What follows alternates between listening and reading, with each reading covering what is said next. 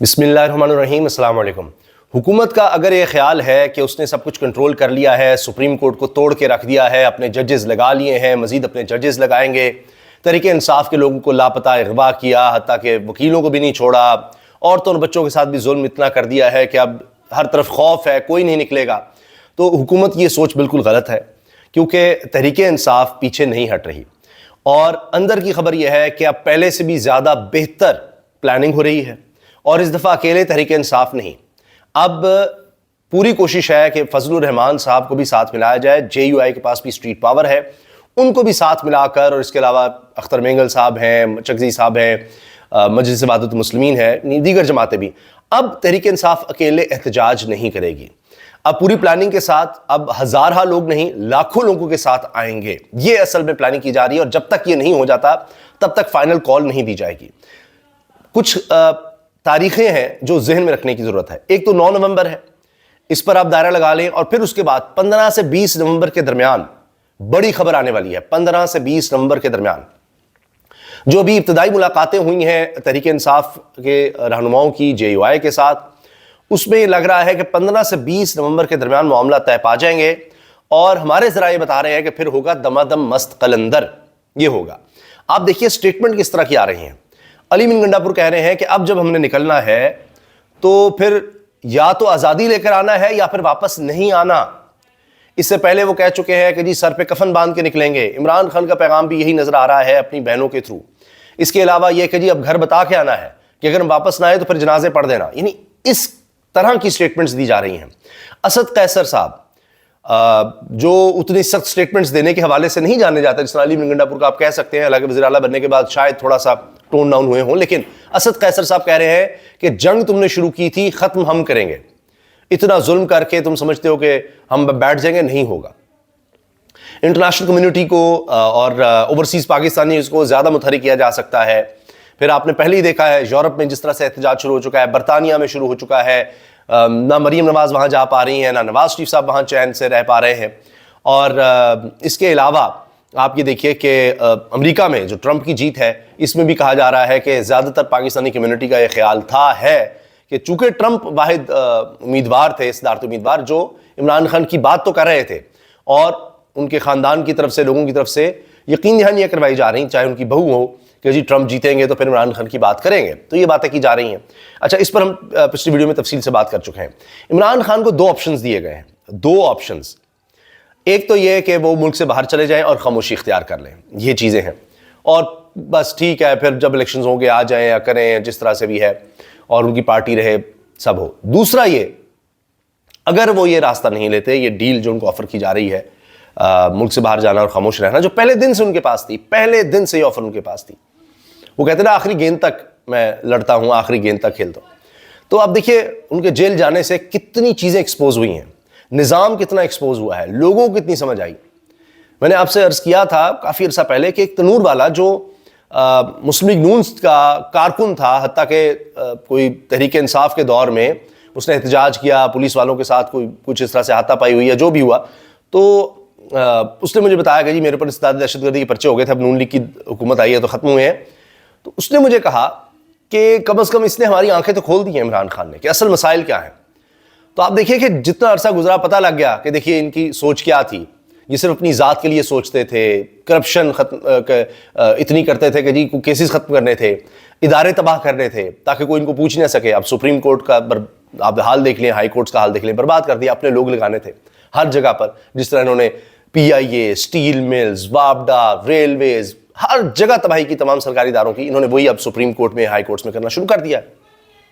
تنخواہیں بڑھاؤ، مراد دو، ad hoc ججز لگاؤ، توڑو، ڈیوائڈ اینڈ رول کرو، وہ سب تو طاقتوروں کے حوالے سے بھی سب چیزیں ایکسپوز کر دی، میڈیا کو بھی ایکسپوز کر دیا۔ تو بہرحال اب ایک تو یہ آپشن ہے عمران خان کے پاس کہ جی وہ خاموشی اختیار کریں، ملک سے چلے جائیں۔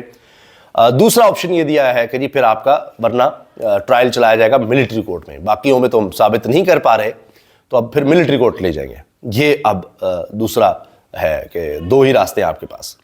اچھا، ابھی تک یہی اطلاع نہیں، عمران خان ڈٹے ہوئے کہتے ہیں جی پہلے بھی میں رہا ہوں، سال سے زیادہ ہو گیا ہے، کر لو جو کرنا ہے، کیس تو ثابت ہو نہیں سکے۔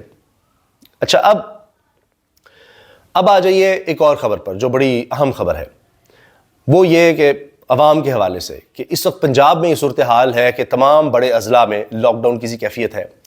پہلے پرائمری سکولز تک تھا جی صرف لاہور کے، اب دیگر اضلاع کے بھی نہ صرف پرائمری سکول بلکہ ہائر سیکنڈری تک سکولز بند کر دیے گئے ہیں. 17 نومبر تک کی تاریخ دے دی گئی ہے، اب تب تک بند ہوں گے. دفاتر کی بھی یہ صورتحال ہے، پارشل لاک ڈاؤن ہے، مختلف گاڑیاں نہیں چل سکیں گی جو دھوئیں والی ہیں یا چنچی رکشے، اس طرح سے کوئی اس کو گرین لاک ڈاؤن کہہ رہا ہے، کچھ کہہ رہا ہے. مریم نواز صاحبہ تو پہلے ہی کہا جا رہا تھا جا رہی ہیں، تو اب تو ان کے پاس سہولت ہے کہ ماحول خراب ہو گیا ہے تو مری چلے جائیں. جس طرح میاں نواز شریف جاتے تھے جی وہاں پر، وہ جس طرح ان کے بیٹے کہتے تھے ہوا خوری کے لیے نکلے ہیں، تو وہ لندن جائیں، کسی اور ملک بھی جا سکتے ہیں، جہاں ہوا اچھی لگے گی وہاں وہ جا سکتے ہیں. لیکن ان 25 کروڑ کیڑے مکوڑوں کو جو پاکستان میں رہتے ہیں ان کو یہ سہولت میسر نہیں ہے. اشرافیہ کے پاس یہی ہے، چاہے زرداری خاندان ہو، شریف خاندان یا اس طرح کے اور لوگ ہوں، وہ ملک سے جا بھی سکتے ہیں، ان کی جائیدادیں باہر ہیں. $12.5 تو صرف آپ دیکھیے دبئی میں ہی ہیں، اور وہ بھی صرف جائیدادوں کی صورت میں، پتہ نہیں بینک بیلنس، کمپنیز اور دیگر کیا کیا ہے. مریم نواز صاحبہ کا بھی اس میں نام آیا کہ پتہ نہیں ان کی بلڈنگ ہے جہاں مساج سینٹر بھی ہے، پتہ نہیں کیا کیا. اور یعنی یہ آپ کو کبھی زرداری خاندان، شریف خاندان مایوس نہیں کرے گا. جہاں دنیا میں پاکستانیوں کی دولت پکڑی جائے گی وہاں ان کا نام آئے گا. تو کہیں بھی جا سکتے ہیں. یہاں پولوشن ہے تو کیا ہوا، کوئی مسئلہ نہیں. ان کی بڑی بڑی گاڑیاں ہیں، ان سے بھی چلو پولوشن ہوتی ہے، وہ ملک سے چلے جائیں گے. باقی لوگ کیڑے مکوڑے ہیں، وہ یہاں ان بیماریوں سے مرتے رہے، ان کی عمر کم ہوتی رہے، تو کیا فرق پڑتا ہے. اب تو ان کے ووٹ کی بھی ضرورت نہیں ہے. IMF accelerates review of 7 billion bailout. اب یہ شہباز رانا صاحب کی خبر ہے، اور ان سے میں نے اس بارے میں پوچھا بھی، تو انہوں نے بتایا کہ اچھی خبر نہیں ہے حکومت کے لیے، بہت بری خبر ہے کہ یہ کئی مہینے پہلے ہی IMF کا مشن آ رہا ہے دیکھنے کے لیے کہ جو ہم نے ان کو آرڈرز دیے تھے پورے کیے نہیں کیے، وہ سارے ٹارگٹ تو پورے ہو نہیں سکے. اب وزیر خزانہ صاحب نے عجیب و غریب باتیں کرنا شروع کر دی ہیں کہ جی ٹارگٹ میٹ نہیں ہوگا تو پھر ہم مزید ٹیکس لگائیں گے تنخواہ دار طبقے پر اور صنعت پر، تاکہ مزید بربادی ہو جائے، کچھ بچے نہیں. 10 سال کی پلاننگ وہ چاہ رہے ہوں. یہاں ہر کوئی 10 سال ہی چاہتا ہے، آ جاتا ہے کہ 10 سال اس کے بعد پھر دیکھی جائے گی. ہم نے یہی دیکھا ہے، چاہے جنرل قمر جاوید باجوہ ہوں، چاہے یہ ابھی ہوں جناب چیف الیکشن کمشنر ہوں، موجودہ حکومت ہو، ہر کوئی تاحیات ہی رہنا چاہتے ہیں. تو بہرحال یہ ان کا ویژن ہے جی ہمارے وزیر خزانہ کا. اور اس کے علاوہ 9 نومبر کو سوابی موٹر وے پر بڑا پاور شو کریں گے. واپسی نشتہ، عمران خان فائنل کال دے گا. پیغام دے رہا ہوں، وہی بندہ آئے جو گھر والوں کو بتا کر آئے. اب واپسی آزادی کے ساتھ ہوگی ورنہ نہیں ہوگی. جنگ تم نے شروع کی تھی، ختم ہم کریں گے. کسی کو اس ملک میں سیاست کرنے کا حق نہیں. کیا یہ تمہارے باپ کا ملک ہے؟ نواز شریف اور بلاول بھٹو کہتے ہیں کہ جمہوریت پر یقین رکھتے ہیں. لعنت ہے تمہاری اس جمہوریت پر. دنیا میں اسٹیبلشمنٹ کا کردار ختم ہو رہا ہے. اسد قیصر. ٹیکس آمدن نہ بڑھا سکے تو تنخواہ دار طبقے اور صنعتوں پر ٹیکس بڑھے گا. بہت شکریہ، آپ نے بتا تو دیا کم از کم. اورنگزیب صاحب، وزیر خزانہ صاحب، آپ بھی باہر کہیں ہیں جی ماشاءاللہ. ان کو بھی بس غیر ملکی ہیں اور وزیر خزانہ بنایا گیا تو پاکستان کی نیشنلٹی دے دی گئی. اللہ اکبر. لاہور میں فیس مور پولوٹیڈ ایئر ان ڈیز اہیڈ. ڈان کہہ رہا ہے یورو بانڈ کے اجرا کا انحصار بہتر ریٹنگ حاصل کرنے پر ہوگا. وزیر خزانہ ہمیں بہتر ریٹنگ بھی کوئی نہیں دے رہا. پی ٹی آئی کا عدالتی آزادی کے لیے عوامی تحریک چلانے پر زور. وہ میں نے آپ کو بتا دیا عوامی تحریک کی بات کر رہے ہیں. دہشت گرد ملک بھر میں اپنا اثر و رسوخ بڑھا رہے ہیں. رپورٹ آ گئی ہے جی، لیں کچھ اچھا نہیں، کوئی اچھی خبر ان کے ہوتے ہوئے نہیں آئے گی، خیر کی خبر نہیں آئے گی. یہ صرف اپنی خیر چاہتے ہیں، باقی جو مرضی ہوتا رہے. لیکن وقت آئے گا کہ اپنی خیر منائیں. پھر پشاور ہائی کورٹ میں خیبر پختونخوا میں سینٹ انتخابات کے انعقاد کے لیے درخواست دائر. وہ سینٹ الیکشنز ہی نہیں ہو رہے، نہ وہ الیکشن کمیشن سیٹیں دے رہا ہے. اب آئینی عدالت بنا دی ہے تو اب ہو سکتا ہے الیکشن کمیشن کہ اب دے دو تحریک انصاف کو نہیں، اب تو دو نون لیگ اور پیپلز پارٹی کو مخصوص نشستیں. پنجاب حکومت کا پرائمری سے ہائر سیکنڈری تک سکولز بند کرنے کا اعلان. اور ہاں یہ اہم خبر، کے پی حکومت کا اسلام آباد پولیس کے خلاف قانونی کارروائی کا فیصلہ. یہ فیصلہ کر لیا جی کہ اب نہیں چھوڑنا. خیبر پختونخوا ہاؤس پر حملہ کیا تھا تو آئی جی اسلام آباد اپنی خیر منائے. بجلی مزید مہنگی کرنے کی تیاری ہے. اس طرح کی خبریں آ رہی ہیں.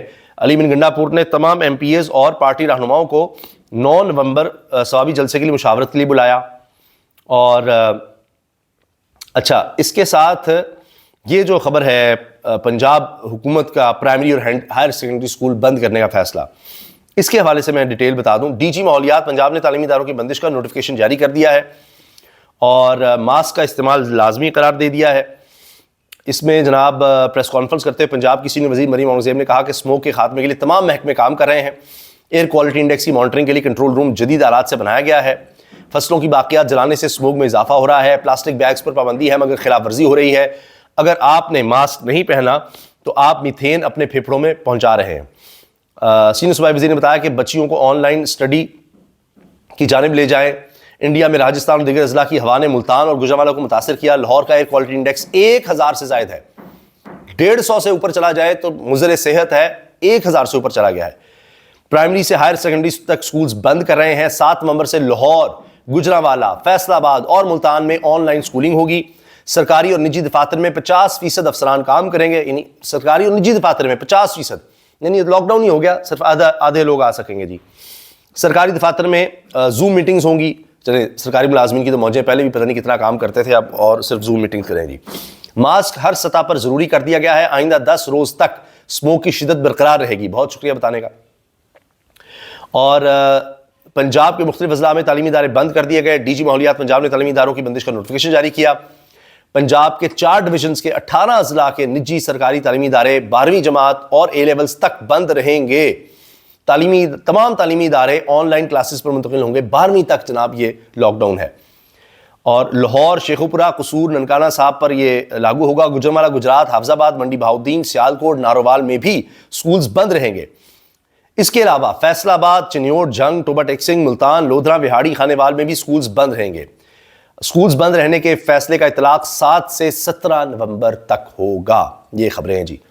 اور اس کے بعد میں نے آپ کو بتایا 15 سے 20 نومبر تک دیکھتے ہیں تحریک انصاف JUI کیا اعلان کرتے ہیں۔ اس کے بعد پھر دمادم مستقبل، پھر پتہ نہیں کیا کیا یہ بند کریں گے، پھر دفعہ 144 لگائیں گے، پھر پتہ نہیں کیا کچھ ہوگا آگے۔ اجازت دیجیے، اللہ حافظ۔